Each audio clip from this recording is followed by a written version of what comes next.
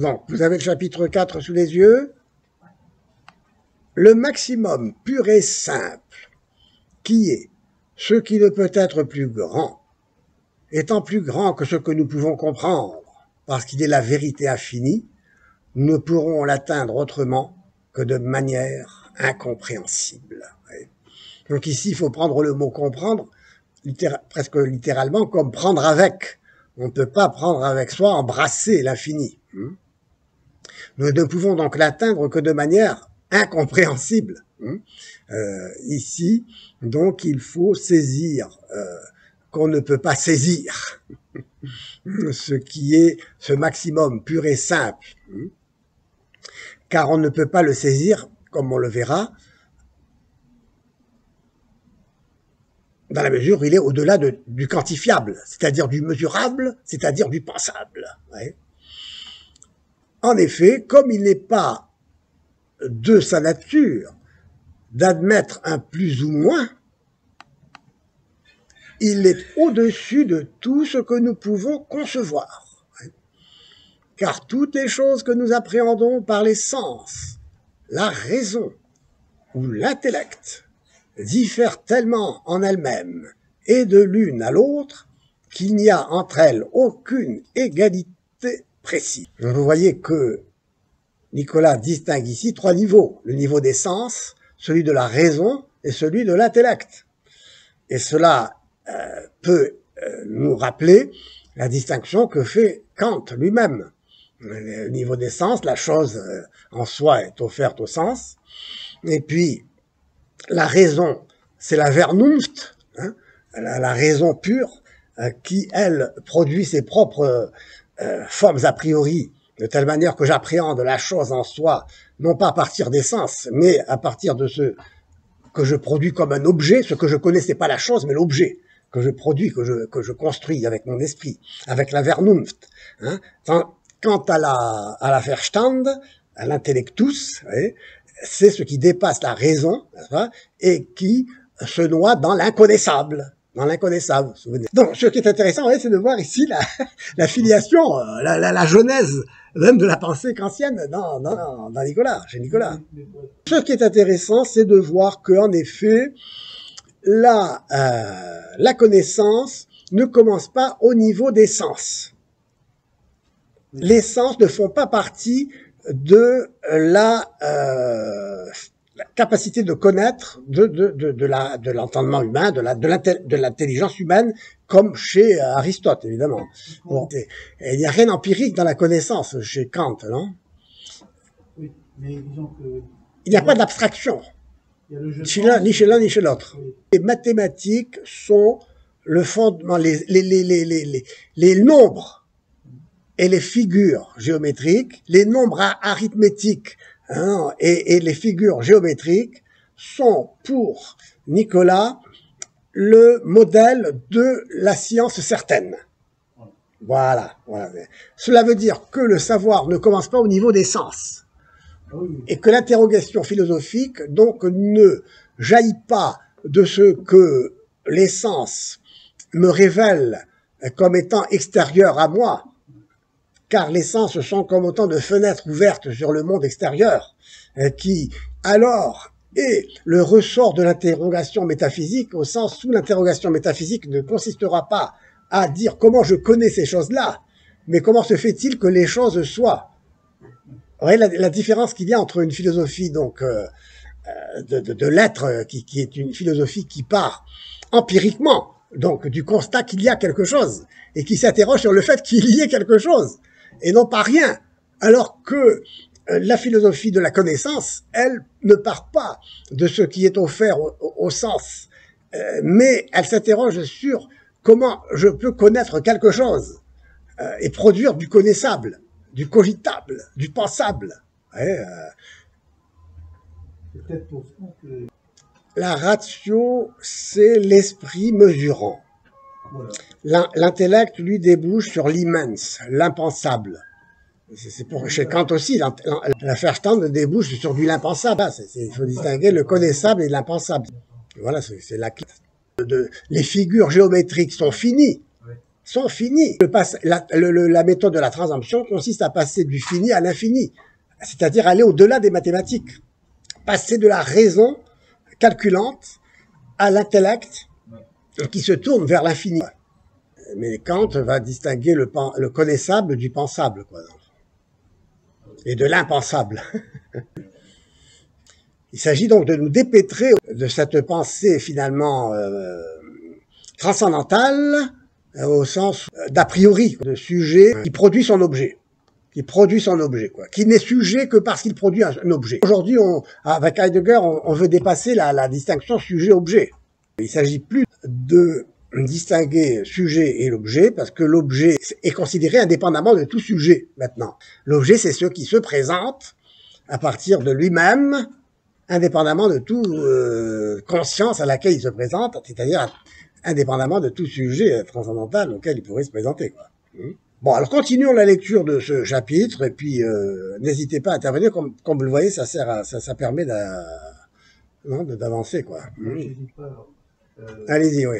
Parce que ça m'a traversé. La notion de sublime. Ah ben ouais. Ça ressemble à l'immense. Oui, c'est bien vu aussi. Faut pas se tromper. Oui, le sublimina, c'est ce qui est en deçà d'une frontière qu'on ne peut pas franchir, quoi. Oui, mais lui, il le pense comme un infini.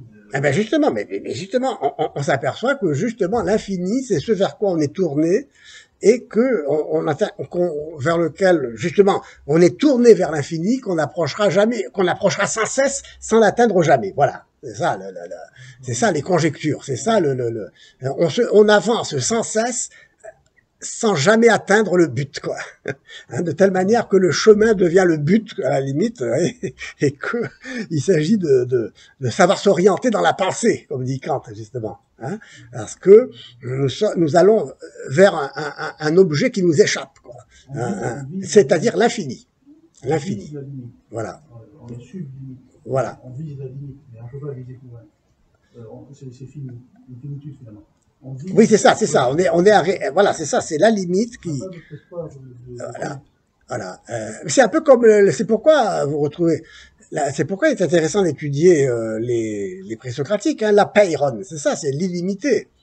L'illimité qui est la source de, l'indéterminé qui est la source de tout ce qui est déterminé, ou disons qui précède tout ce qui est déterminé. Ouais, c'est la question de savoir si c'est justement cette source de toute détermination fait partie de la totalité de tout ce qui est, ou si la source de toute détermination n'appartient pas à la totalité de tout ce qui est déterminé. C'est la question donc d'une totalité ouverte sur l'infini, c'est bien le cas de le dire, mais il faudra bien comprendre évidemment ici le sens de cette expression, parce que tout ça est difficile. C'est la totalité de tout ce qui est suppose donc une sorte d'immanentisme, vous voyez, d'enfermement dans le tout. Tout est en tout, vous voyez. Rien ne sort de l'un. De l'un ne peut sortir que l'un, c'est-à-dire rien, quoi. Rien ne peut sortir de rien. Vous voyez. Or, et c'est un axiome fondamental, de rien ne peut sortir. Nous sommes donc dans la totalité de tout ce qui est, de tout ce qui peut être. Voilà. On est dans ce qui peut être. Ouais. Et donc, on s'interroge sur le pouvoir du possible en ce sens. Ouais, comment cela peut-il être possible? Comment ce qui est possible est possible?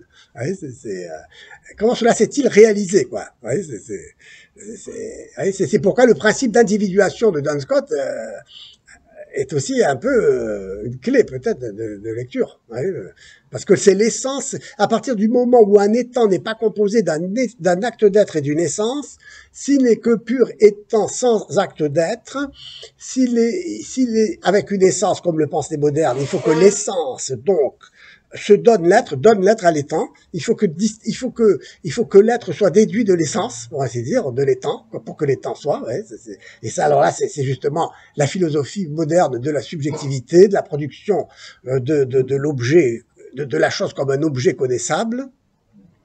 Ou alors, donc, l'étant se trouve ni sans acte d'être et sans essence, jeté là, dehors, en dehors de toute signification, en dehors de tout acte d'être, comme un pur possible, qui est justement une sortie comme une sorte de néantisation, justement, puisque puisqu'il est une sorte de détermination, tout ce qui apparaît est déterminé, et donc en étant déterminé, il est une détermination, et en étant une détermination, il est une négation de la source indéterminée de tout ce qui est à l'origine de tout, quoi, de ce qui est à l'origine de tout. Ouais, bon, c'est ça, on l'a vu, on le reverra, et ça, c'est le fond du problème.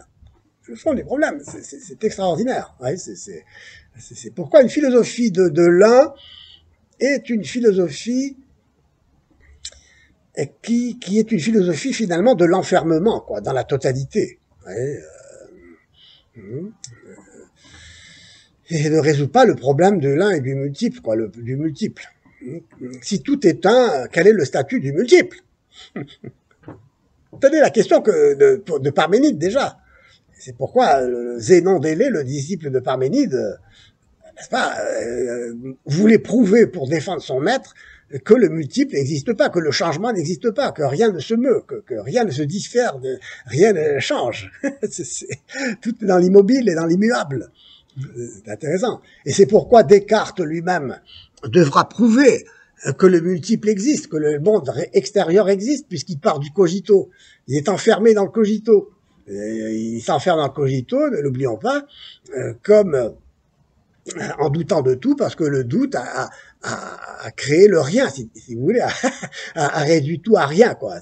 Tout se réduit à rien, et donc le doute surgit dans ce rien, comme l'intellect, comme la pensée, vous voyez, qui se pense. Vous voyez, c'est pourquoi chez Descartes, vous voyez, la lecture de Descartes, à la lumière de cette pensée, vous voyez, de l'un, c'est clair aussi.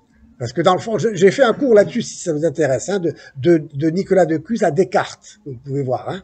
Parce que justement, je montre comment le doute fait le rien, le vide, et que justement le doute lui-même, dans ce vide, apparaît comme ce qui est l'intellect qui s'intellige, quoi, la pensée qui se pense. Le jeu et fonde le je pense, quoi.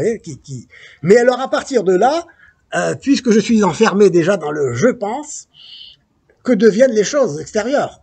Et donc il faudra que je démontre qu'il existe des choses extérieures.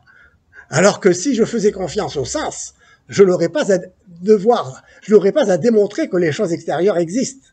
Vous voyez la différence qu'il y a entre une pensée comme celle d'Aristote, qui a un commencement empirique, quoi. Il y a un certain empirisme au départ, quoi. Mais parce que tout ne peut pas se réduire non plus au sens. Tout ne peut pas se réduire au sens. Donc il faut que les sens participent à l'acte de connaître et ne sont pas isolés. La sensation n'est pas isolée de l'intellection. Mais pour que sensation et intellection coopèrent, si l'on veut, il faut que l'homme soit lui-même considéré de manière non dualiste, comme Descartes ou même comme chez Platon. Le dualisme platonicien, le dualisme cartésien sépare le corps et l'âme, le sens et l'esprit.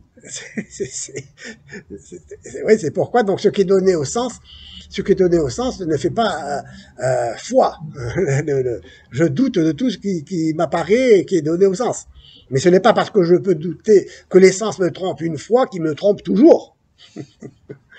C'est une imprudence que de conclure que parce que les sens me trompent une fois, qu'ils me trompent toujours, et par conséquent, je n'y crois pas, je crois pas. Je mets entre parenthèses tout ce que les sens peuvent m'apporter. Non, les sens m'apportent quelque chose de très important, c'est qu'il existe quelque chose d'extérieur et qui se révèle à moi grâce à ce sens, au sens, et qui éveille d'ailleurs l'intelligence à elle-même, et qui elle-même ne serait pas ce qu'elle est si elle était, si les sens n'étaient pas passés par là. Rien ne se trouve dans l'intellect qui ne soit passé par les sens. Et donc il est très important d'accepter que les sens, contribuent à la connaissance. Mais pour une conception donc illémorphique, si on peut dire, de l'homme, qui est un tout unifié, mais qui n'est pas une dualité, une juxtaposition. Ouais, c'est le danger. Ouais, il faut bien saisir ceci. Ce qui est extraordinaire, c'est que tout est un et tout est donc numériquement un, et que même ce dont l'homme est composé, c'est-à-dire ce dont l'étang est composé, est à vrai dire une juxtaposition d'unité. Il y a donc le corps d'un côté, l'âme de l'autre, et à l'intérieur du corps, même il y a, si l'on veut, des parties du corps qui sont l'une à côté de l'autre, juxtaposées. Ouais. Ce qui d'ailleurs justifie, fonde un certain mécanicisme. Le mécanicisme, c'est-à-dire ce qui fait que tous les organes dans un corps sont mis en mouvement les uns par les autres, par mécanique, le mouvement, mais ce n'est plus l'âme qui anime le corps. Le corps n'est plus animé, il n'y a plus d'animation, mais il y a une mécanique. Il n'y a plus un organisme, mais un mécanisme. La vie, donc, elle-même se réduit à une force, encore une fois, une force qui met en mouvement tout ce qui est, à vrai dire, distinct, tout est distinct de tout. La force est une force qui met ensemble des unités, quoi. Mais dès lors, est-ce qu'on peut dire que ce n'est plus l'animé qui a l'autorité sur le corps, mais l'inverse, c'est le corps qui a l'autorité sur alors oui, alors ben justement, c'est que le corps et l'âme, l'animé et l'anima et l'animus, ça veut dire comme on disait, donc sont indissociables. Voilà. C'est-à-dire qu'on ne peut pas concevoir un corps sans l'âme, ni une âme sans corps, quoi. Si on veut parler en ces termes. C'est ça ce qui est intéressant. Parce que sinon, on conçoit le corps indépendamment de l'esprit, on conçoit l'esprit ou l'âme indépendamment du corps, et donc on fait du corps ce que l'on veut, sans que l'âme en soit troublée, et donc les effets sont dangereux. Parce que, donc je peux me droguer, donc il n'y a pas de souci, quoi. Mon âme reste intacte. Ce que je veux dire. Mais en même temps, je peux penser aussi n'importe quoi. Et le danger, c'est que si je pense n'importe quoi, mon corps en subit les conséquences. Parce que si je me trompe, je prends du poison au lieu de prendre la bonne nourriture. etc. Enfin, donc ça veut dire qu'il y a là, l'hymémorphisme est très fort, quoi. C'est très intéressant. Et vous savez, l'aristotélisme, c'est quand même la philosophie incontournable de tous les temps. Comme dirait Sartre, Sartre disait ça du marxisme, non? Madame Grassi disait que c'est le même combat entre Platon et Aristote aussi. Eh oui. Ça n'a pas changé. Toujours. C'est ce que disait aussi Whitehead. Il disait que toute l'histoire de la philosophie, ce n'est que une reprise des bas de page, des notes en bas de page des œuvres de Platon et d'Aristote. Ouais. Pourquoi? Parce que ce sont deux géants et puis parce que l'intelligence humaine, à sa naissance, était dans une sorte de pureté à l'état naissant. Elle a déjà tout vu, quoi. C'est pourquoi même les présocratiques eux-mêmes ont déjà beaucoup vu. C'est intéressant, donc il n'y a rien de nouveau sous le soleil, d'un certain point de vue. Et c'est pourquoi il est important de bien étudier déjà dès le départ l'intelligence à sa naissance, et on voit comment l'intelligence naît au contact du réel. Elle naît à elle-même au contact du réel. Elle n'est pas indépendante comme ça, un humain qui traverserait le ciel intelligible sans jamais rencontrer le réel, quoi. La représentation d'une pipe, ce n'est pas la pipe, quoi. La pipe, c'est une réalité, la vraie pipe réelle. Donc, c'est important. C'est pourquoi il faut bien faire une distinction entre la pensée ancienne et la pensée moderne. Quelqu'un qui a bien vu cela, qui a l'auteur, c'est Victor Brochard. C'est très intéressant, Victor Brochard, et qui a bien mis l'accent sur ce qui distingue la pensée ancienne de la pensée moderne. Les anciens sont réalistes. Les modernes sont subjectivistes, enfin, c'est vrai, et puis aussi pourquoi? Parce que, bon, c'est toute l'histoire aussi qui est passée par là, où les hommes se sont vautrés, ils se sont trompés sur plein de choses, quoi. Bon, donc, vous voyez, c'est intéressant de bien saisir que finalement, la métaphysique, il faut se dire, c'est facile. C'est simple. C'est le problème de l'un et du multiple. C'est le problème, et le problème de l'un et du multiple, c'est le problème de l'être. L'un n'est pas. Si je pars de l'un, je n'arrive plus à justifier l'existence du multiple. C'est l'être qui est, et qui est un. Parce que s'il n'était pas un, l'être se multiplierait, se diviserait contre lui-même, Et qu'est-ce que l'être divisé? En quoi l'être se diviserait? En être et en non-être. Et c'est pourquoi Aristote a trouvé la solution géniale, c'est que l'être ne peut pas se diviser en être et en non-être. Et sa solution, ce sera de dire qu'il se divise en être en puissance et en être en acte. Extraordinaire.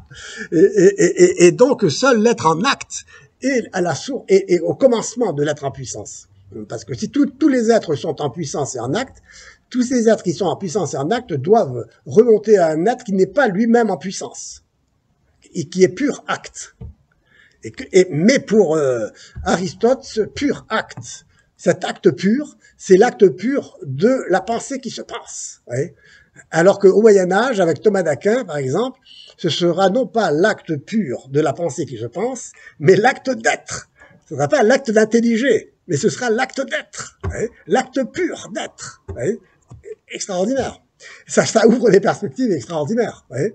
Et notre histoire souffre justement de la division extrême, vous voyez, de l'incapacité à soutenir cette division. Voyez. On peut pas soutenir une division extrême qui fait qu'on est dans une schizophrénie, de séparation de soi sans cesse. Voyez. Et c'est pourquoi aujourd'hui la théorie quantique a beaucoup de succès auprès de tous ces physiciens qui veulent jouer aux métaphysiciens. Ouais. Pourquoi? Parce qu'en effet, si tout est un, si tout est multiple et se divise sans cesse, on ne peut pas accepter que tout soit multiple uniquement et se divise sans cesse. Il faut de l'unité. Hein. Or, tiens, il se trouve que les électrons, les particules élémentaires sont séparées les unes des autres. Le monde est une division composée de particules élémentaires qui elles-mêmes se divisent à leur tour. C'est ici la division à l'infini. Ouais. Alors, qu'est-ce qui va leur permettre de soutenir que tout se divise à l'infini sans cesse et qui c'est que il y a une relation entre deux électrons, enfin, ultime, disons, hein, en allant au fond du fond, à l'infini, si on veut. La particule élémentaire est divisée en deux particules élémentaires, avec des termes techniques précis, hein, physique, peu importe. Mais chaque particule renvoie à l'autre particule une énergie qui fait qu'elles sont en relation l'une avec l'autre. Ouais. Donc la théorie des quantiques fait que deux particules sont en relation l'une avec l'autre sans se confondre. Et donc elles maintiennent entre elles une distance et qui est en même temps la cause de leur union. Ça, c'est de la métaphysique aussi. L'une sans l'autre ne peut exister, en fait. Voilà. Et là, on verra avec Héraclite. Quand je parlerai d'Héraclite, c'est Héraclite aussi. Donc, la relation, voyez-vous, entre deux éléments qui ne peuvent pas s'unifier, et qui ne sont l'un avec l'autre qu'en étant l'un sans l'autre, quoi. Ils sont l'un avec l'autre qu'en étant l'un sans l'autre. C'est-à-dire dans une distance, voyez, qui les maintient ensemble et en même temps qui les sépare. Vous voyez, ça, bon, voilà, il faut bien se sentir. Alors, qu'est-ce qui se passe? Quelle est la conséquence de tout cela? C'est que tout est relation. L'énergie est une relation, et cette relation qui met tout en relation, tout est relation de relation. C'est ce que dira aussi Heidegger avec l'Ereignis. Tout est rapport de rapport. Tout est relation de relation. Et cette relation finale, c'est quoi? C'est l'énergie. C'est l'énergie. Et on tombe en pleine... et on devient mythogène, parce qu'en faisant de cette énergie qu'on n'arrive pas à expliquer. C'est quoi cette énergie? On est obligé de la poser. On pose l'énergie. Alors donc, l'énergie, c'est une force, c'est une quantification de la force. D'accord, mais alors tout ça, c'est pas l'infini. Mais d'accord, bon, mais moi, ça ne me satisfait pas parce que, comme vous voyez, je sens bien que je ne suis pas que relation à moi-même, aussi une substance depuis tout à l'heure qui est ce qu'elle est. Le danger, c'est ça. Si tout est relation, c'est-à-dire que tout est vide, tout est plein de vide. Tout est plein de vide. Vous saisissez un peu cette idée d'une distance qui se maintient entre tout. Tout est divisé à l'infini.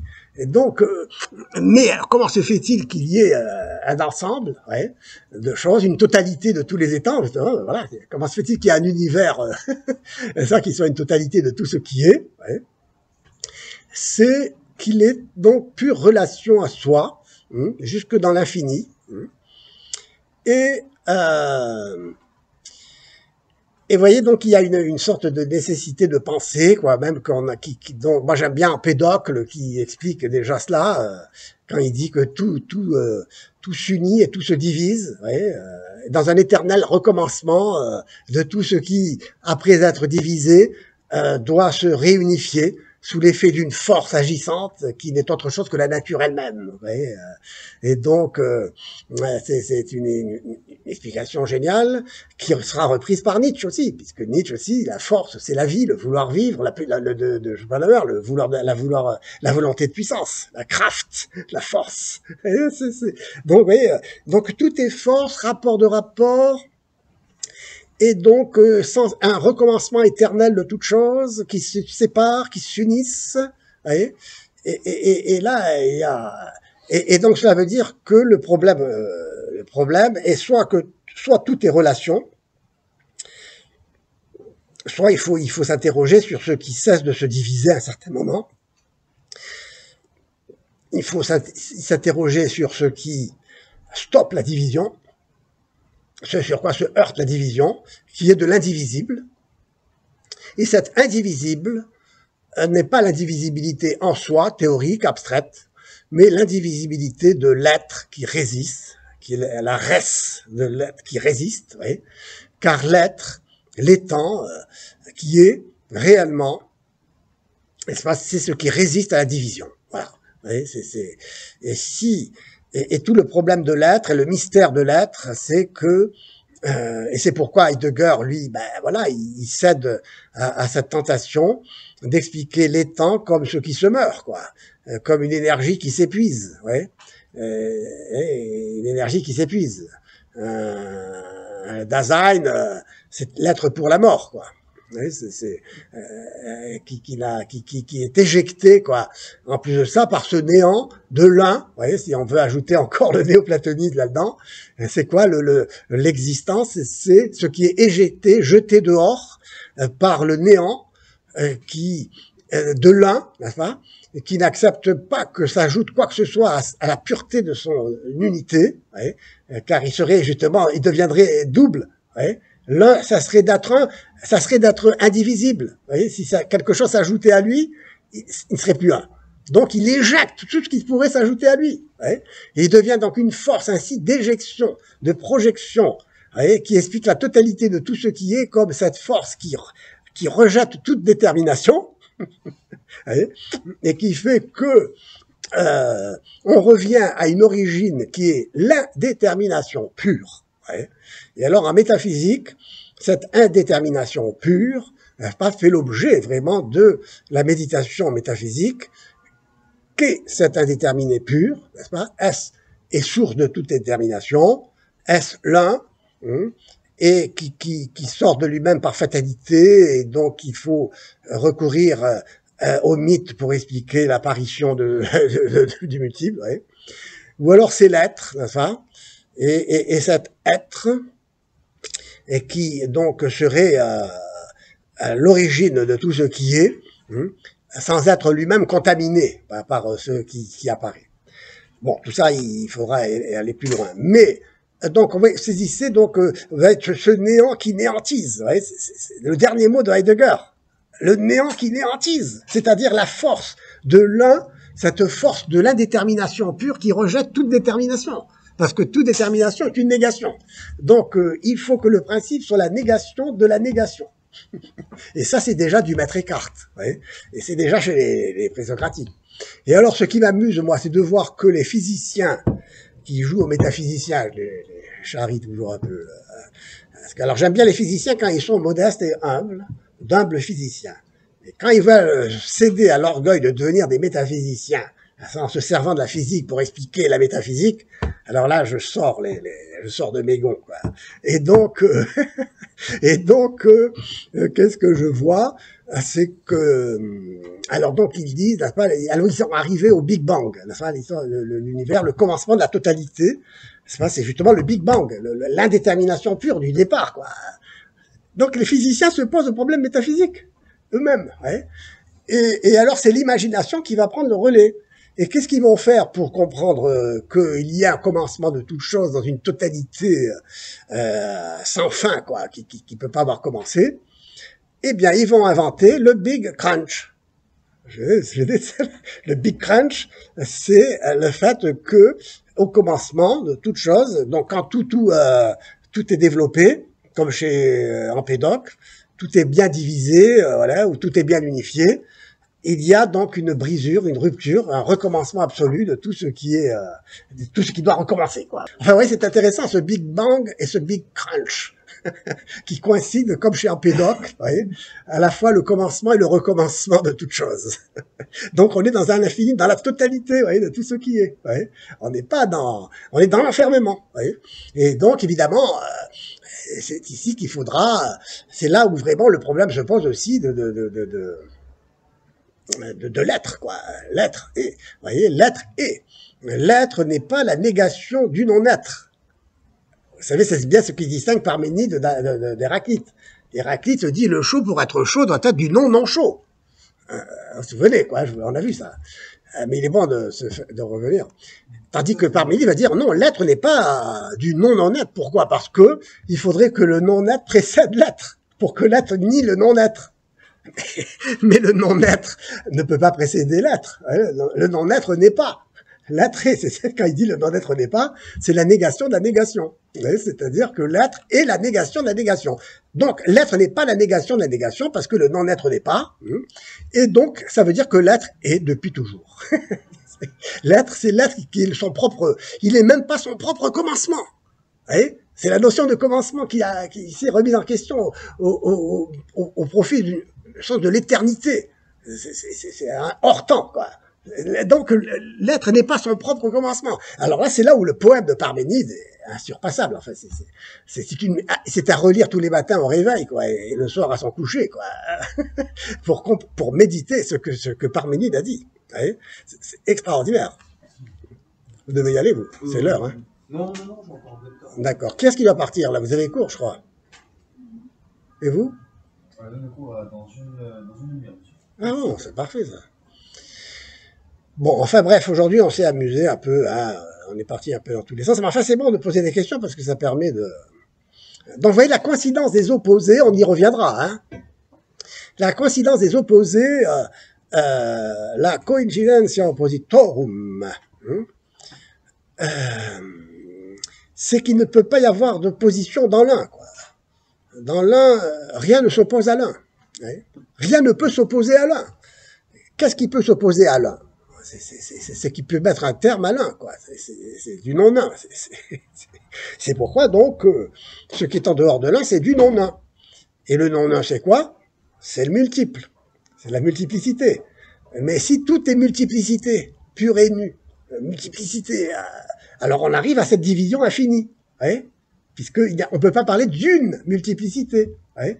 Donc, si tout est un, il n'y a pas de multiplicité. Et si tout est multiplicité, c'est la multiplicité elle-même qui devient impossible, quoi. Si. Vous savez que ça, ce sont toutes les hypothèses du Parménide de Platon.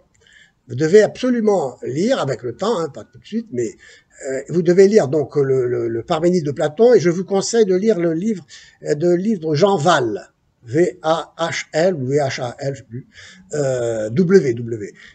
Jean Val, très important pour la compréhension du Parménide, le commentaire du Parménide de Platon. Hein.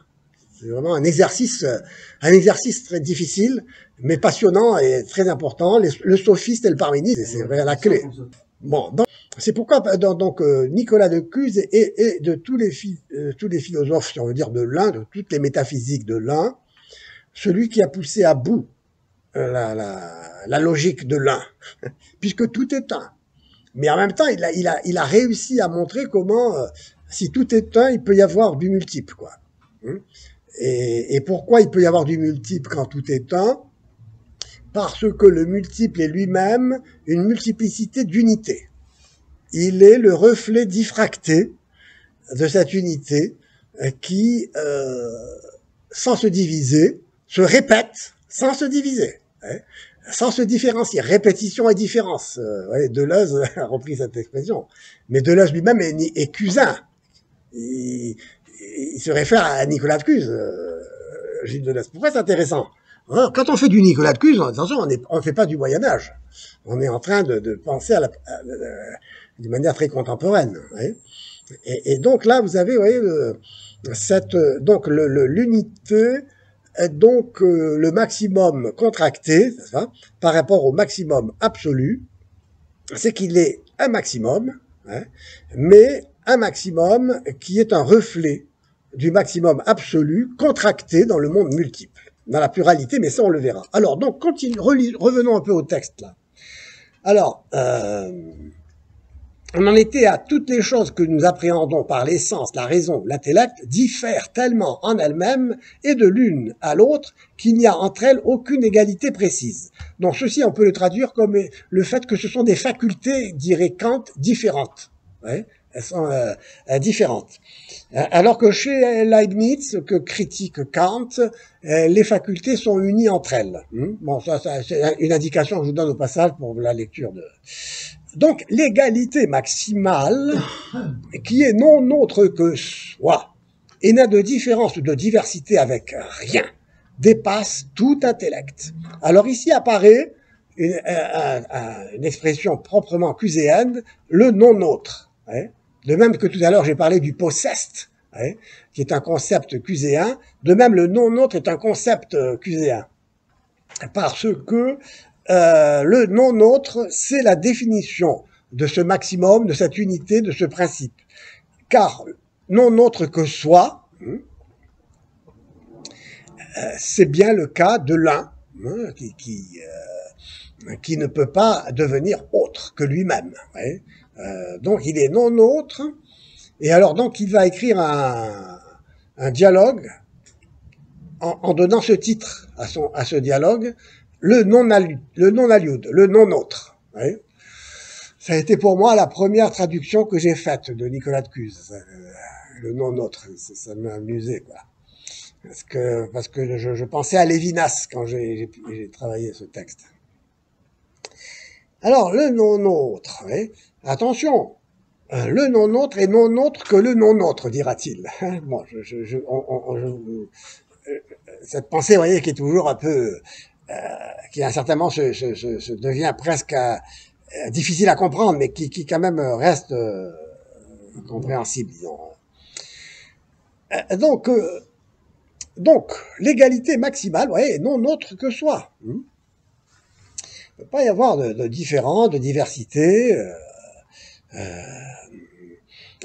Et c'est pourquoi le maximum absolu étant tout ce qui peut être est totalement en acte. Et ici, on apparaît la notion de pouvoir-être qui est identifiée à l'acte. Le pouvoir et l'acte, ce qui est en puissance, chez Aristote, se distingue de ce qui est en acte. Dans les temps, l'être, vous vous souvenez, pour Aristote, pourquoi Aristote a vraiment créé cette distinction entre être en puissance et être en acte, c'est pour éviter la distinction entre être et pour la confusion entre être et non-être. Et donc, car c'est toujours de l'être, être en puissance. C'est pas du néant. Et donc, ici, donc, Aristote distingue en puissance et en acte. Nicolas les identifie. Ce qui est en pouvoir et ce qui est en acte. C'est pourquoi il parle de posséder plus que de puissance, parce que ce qui est en puissance est en acte, et nous trouvons ici devant la question de l'individuation, du principe d'individuation, ce qui est le pouvoir du possible, c'est de se réaliser soi-même, si on veut, quoi. C'est de se contracter, de s'individuer, de se donner un être, quoi, de se présenter là, dans le fond. Voilà, c'est ça la présence, selon l'être comme présence, comme Wesenheit, la Wesen, du Wesenheit. Non, c'est de la présence de ce qui se présente, vous voyez. C'est justement le résultat de ce pouvoir en acte, vous voyez, qui est pouvoir le pouvoir du possible, vous voyez. Et c'est quoi le pouvoir du possible? Eh bien, c'est de se rendre présent, vous voyez, de se rendre présent. Ouais, c'est cette présence, ouais, c'est plus que la réalisation, vous voyez. Oui, on peut pas dire que ici, bon, le possible et le réel s'opposent. Non, en fait, bon, tout ça, il faudra l'approfondir, on y reviendra évidemment. Mais c'est pour se familiariser, ouais, déjà avec ce questionnement très important. C'est pourquoi le maximum absolu étant tout ce qui peut être est totalement en acte. Voilà, il est tout ce qui peut être. Ouais. Pourquoi il est tout ce qui peut être? Parce que il ne peut pas être autre chose. Pourquoi il est tout ce qui peut être? Parce qu'il ne peut pas être autre. Il ne peut pas être autre. Et on pourrait dire, si vous voulez, aussi que ce pouvoir être soi-même, qui consiste à ne pas pouvoir, à ne pas être un autre, c'est aussi l'expression d'une puissance, d'une toute puissance, mais ça pourrait être aussi l'expression d'une toute faiblesse. Parce qu'on voit que l'un dans le monde, dans un certain sens, pourrait devenir autre. Et que s'il s'emploie avec toute sa force à être ce qu'il est, c'est parce qu'il sait que le danger pour lui, c'est de ne pas être de devenir un autre. De devenir un autre. C'est ce qui serait une faiblesse, quoi. Vous voyez. Donc la toute puissance et la toute faiblesse ici pourraient se rejoindre au sens où il est toute puissance pour ne pas devenir un autre, vous voyez, mais c'est pour éviter de devenir un autre qu'il est toute puissance. Et donc sa toute puissance est une toute puissance parce que il doit exorciser sa toute faiblesse qui consisterait à céder à la tentation de devenir un autre. C'est un peu tout ça. Donc, et puis n'oubliez pas qu'il y a une part d'interprétation aussi dans ce que je dis, parce que donc il faut commenter et non pas expliquer uniquement et dépasser un auteur aussi en allant au-delà et en allant au-delà d'un auteur, mais dans le prolongement même de sa pensée qui conduit aussi à penser autrement, on va dire. Donc dès lors qu'il est tout ce qu'il peut être, de même qu'il ne peut être plus grand, pour la même raison, il ne peut être plus petit. Ouais, voilà. Donc, or le minimum est ce qui ne peut être plus petit, et parce que le maximum est sur le même mode, il est manifeste que le minimum coïncide avec le maximum. Ouais. Bon, c'est ce qu'on a dit. Pas pourquoi. Et d'ailleurs, c'est ce qui ici, c'est le commentaire que j'ai fait. Ici va être confirmé par le texte. Quand il dit, cela te paraîtra plus clair si tu considères le maximum et le minimum contractés dans la quantité. Hein? Contracté, c'est donc ce qui est précisé, concrétisé, individué, si vous voulez, ouais. Et donc ce qui devient quantifiable. Voyez. En effet, la quantité maximale est grande au maximum, ouais, et la quantité minimale est petite au maximum. Mais détache la quantité du maximum et du minimum en notant intellectuellement, disons d'une manière non réelle, le grand et le petit, tu verras clairement le maximum et le minimum coïncider. En dehors de toute quantification, de toute mesure. Et c'est ça le passage que fait Nicolas de Cuse, n'est-ce pas, quand il passe du fini à l'infini, n'est-ce pas, il quitte la quantité comme mesure de ce qui est. Voyez. Là, on est dans l'immense, le non mesurable, le non pensable, justement, la mesure où la mens est du mensurans. La quantité absolue n'est donc pas plus maximale que minimale, puisque en elle, le maximum et le minimum coïncident. Voyez. Donc, vous voyez, la coïncidence ici des opposés, c'est que justement, il n'y a plus d'opposition. C'est une opposition, dira-t-il quelque part, sans opposition, quoi. Parce que elle ne correspond pas à du quantifiable, c'est-à-dire à du mesurable. Les oppositions, dès lors, ne conviennent que pour des choses qui sont susceptibles d'être plus petites ou plus grandes. Les oppositions, donc, n'appartiennent pas au monde, au maximum, au-delà du quantifiable.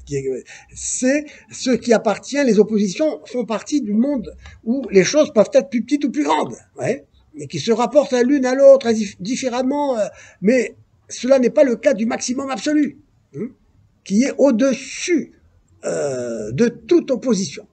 Maximum, il n'y a pas d'opposition. Alors c'est difficile à saisir tout cela, parce que bon, il faut se familiariser, mais on y arrivera, vous verrez, parce que il y a tout un développement que je ferai plus tard sur le sens de cette opposition, sur cette coïncidence des opposés. Puisque donc le maximum absolu est absolument en acte, toutes les choses qui peuvent être, et qu'il est tellement en dehors de toute opposition que le minimum coïncide avec lui, il est pareillement au-dessus de toute affirmation et de toute négation. On verra en effet que de l'un, du maximum absolu, qui coïncide avec le minimum absolu, où il n'y a pas d'opposition, il n'y a ni affirmation, ni négation. Eh bien, vous savez que cette pensée a aussi son origine chez Denis l'Aréopagite. Et curieusement, vous savez que c'est Denis l'Aréopagite qui anime aujourd'hui les débats de la pensée d'un Derrida et d'un Marion, par exemple. Vous savez que dans tout ce que je vous dis là, je pense à Jacques Derrida. D'ailleurs, je vous ferai un exposé pour vous montrer que Derrida, que le débat aujourd'hui qui était vu entre Derrida et Marion sur la notion de sur base de la pensée de Denis l'Aréopagite. Donc ça c'est très important, ça. Bon, ben, vous savez, on avancera petit à petit, quoi. On avancera. Quelle heure est-il, là? Il faut y aller, peut-être. On va y aller. Bon, écoutez, alors, donc, relisez un peu ce passage, et puis, je vous donnerai un peu plus d'informations. Bon, on se voit pas jeudi, donc, puisque je suis pas là, mais on se retrouve dans 2 jeudis, alors. Ok. D'accord? Et nous voyons monsieur mercredi prochain pour toujours... Qu'est-ce qu'il y a mercredi, déjà? La conférence au CUM. Ah oui, c'est vrai, oui. J'ai mettre carte, oui. Ouais, là, ça va être terrifiant.